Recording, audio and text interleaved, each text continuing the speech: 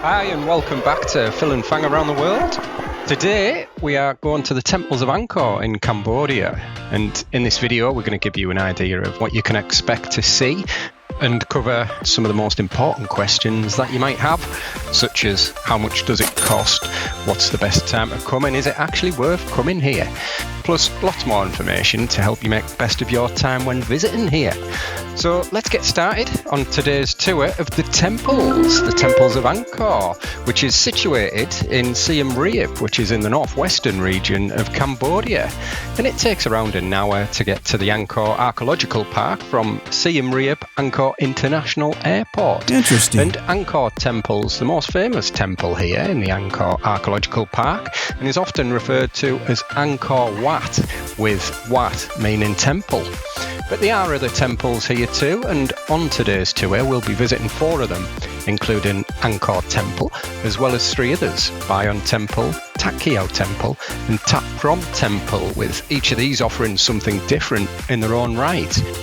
We arrived in Cambodia the day before going to the temples in order to get an early start and to see the anticipated sunrise rising above the temples first thing. So we woke around 4:30 in the morning, where we had a driver waiting for us outside our hotel to take us to go and get tickets. Looks like this is where we go and get a ticket. And a one-day ticket to go around the Temples of Angkor is $37. So I had the tickets and I put the photo on. You can also get a 3-day and a 7-day ticket as well. But obviously, we were just coming for the day. 5:13.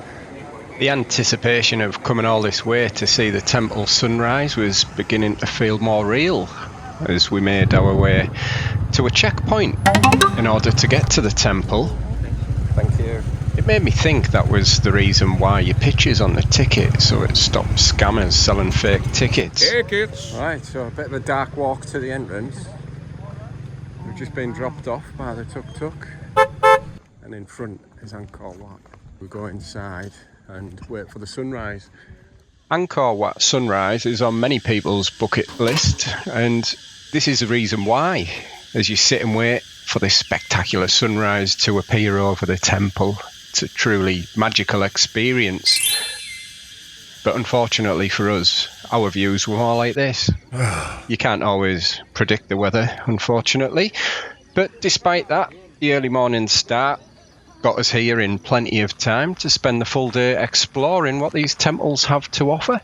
So let's begin this awesome day by looking inside the first of the 4 temples we'll be visiting, starting off with the most famous one, which is this one, Angkor Wat. The temples open at 5 a.m, which is perfect for the sunrise on any other day than today, but I won't keep going on about it. Yeah, right! And what I'd like to do for you is to give you an overview of information about each of the 4 temples we'll visit today. And as we walk through Angkor Wat now, which is the crown jewel of the Angkor complex, it was built by King Suryavarman II in the early 12th century, originally as a Hindu temple dedicated to Vishnu, although over time it transformed into a Buddhist site reflecting Cambodia's religious evolution. And it's distinctive for its 5 towers that represent Mount Meru, which is the mythological centre of the universe. It's the largest religious monument in the world and one of the best preserved temples of the Angkor complex. The temple showcases the Khmer Empire's advanced engineering skills and the artistic excellence. As you can see, the grandeur of Angkor Wat is evident in its symmetrical layout, its expansive galleries and meticulous carved corridors.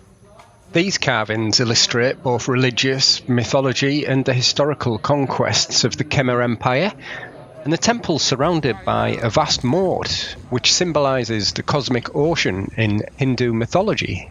And I really could talk a lot more and show you a lot more around this wonderful temple. You can do it! And I will show you a little bit more, actually. I'll show you some of the gardeners that we saw that were cutting the grass, old school, with a knife. I wasn't sure why somebody hadn't invested in a lawnmower. So we'll move on now and go to the next temple as we walk down the same path that we walked down in the dark this morning. We texted our driver to let him know that we'd be at the pickup point soon. He's coming now.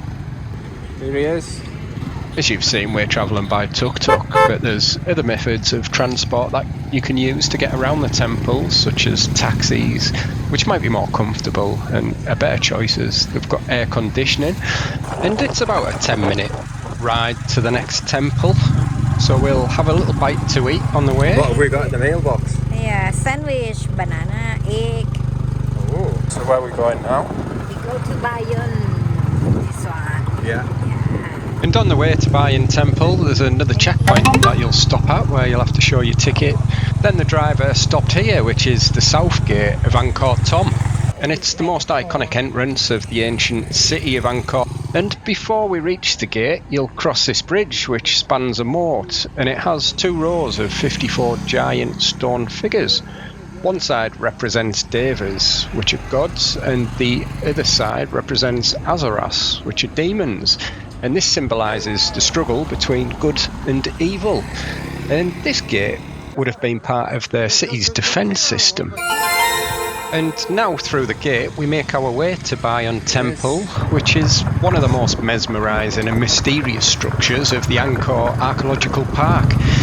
And it's known for its colossal stone faces and intricate carvings. So let's go and have a look around Bayon Temple now. It was built in the late 12th to early 13th century by King Jayavarman VII, who was a devout Buddhist ruler. And unlike earlier temples in Angkor, which depicted many Hindu gods, Bayon is a Mahayana Buddhist temple reflecting the king's spiritual beliefs at that time. Also, be aware that there's a lot of monkeys at these temples, so be careful of your belongings, because although they might look cute and friendly, they won't think twice about stealing from you. And Bayon Temple's architecture's quite unique, with a central sanctuary surrounded by a maze of corridors, galleries and terraces. Unlike the symmetry of Angkor Wat, Bayon Temple's more organic and compact, creating a sense of mystery as you wander through its many chambers. And perhaps the most famous feature of Bayon Temple is the 216 enigmatic stone faces, glazing in all 4 cardinal directions. The temple's bas-reliefs, which are basically the intricate carvings in all the stones, tell stories of both myth and reality. They depict great naval battles, scene of Khmer daily life, and celestial beings in divine struggles. Off with his head! Bayon Temple remains one of Angkor's most fascinating sights, a place of history, art and mystery. As you stand among its towering stone faces, you can almost feel the presence of the Khmer Empire whispering its secrets through time. And Bayon was more than just a temple, it was a symbol of the king's devotion and a spiritual centre for his empire. Even today, its serene faces seem to watch over all that visit, inspiring awe and reflection. And we'll move on once again and then visit the 3rd temple on today's tour here at Angkor Archaeological Park. And this next temple is one of the lesser known temples in the complex and often missed on the main tours, although it's equally as impressive as the last 2 in its own right and has an interesting history to it. And it's called Ta Keo Temple. It stands as one of Angkor's grandest yet unfinished temples. Its towering presence and stark simplicity make it a fascinating sight to explore. So come and join us as we go and explore this historical and mythological temple that is Ta Keo. One of the defining features of Ta Keo is its incredibly steep stairways leading up to the temple's summit at nearly 50 metres high. And they say climbing to the top is a challenge, but not for me. I'd been training for a challenge like this, and I needed to get into shape as I was going to be getting married soon. So thinking I was recreating the scene from Rocky, I bolted up the steps in the 39-degree heat, impressing some of the onlookers. You can do it!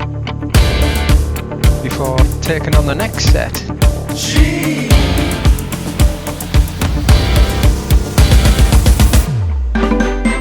And once you get to the top, looking out from here, you're rewarded with some breathtaking panoramic views of the site and of Angkor jungle. And inside the temple, there's a place where you can make merit and pay your respects to Lord Buddha. And going back down these stairs was a lot easier than going up.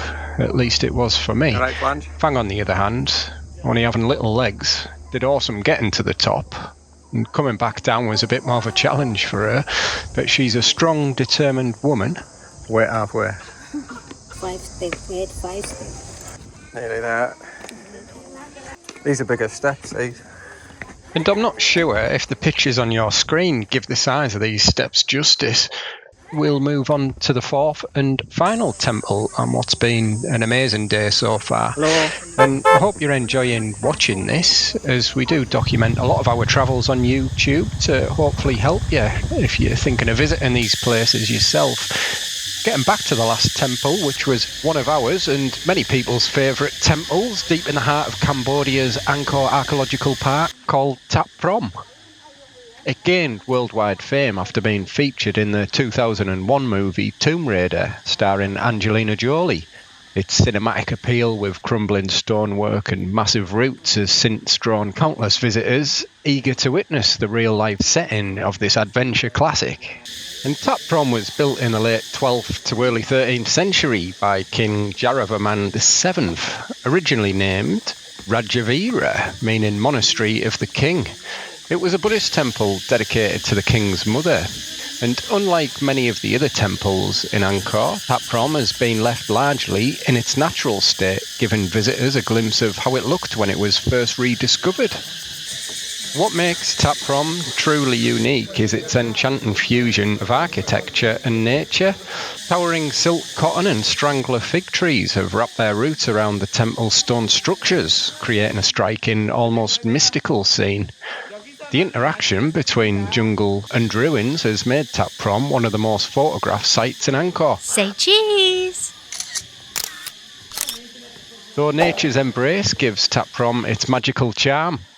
And if you want more information about Siem Reap, including what other things you can do and what's available, such as the food, the nightlife, then you're in luck, because I've made a video of our full 3 days here and included our cost breakdown of what we spent on what. So if you think that might be of interest to you, I'll put a link at the end of the video, or you can view it on our channel. Yeah, baby. And I really hope you've got something from this video, like I do in all our videos, whether it's specific or general information on all of the different places that we've been. We'd love for you to come on more adventures with us, whether it's to temples in Hong Kong or bustling cities like Tokyo. We've got something for everyone on our channel, so we'd love you to be part of our growing community. I really do appreciate your support, it means a lot, and as always, we shall see you on the next video.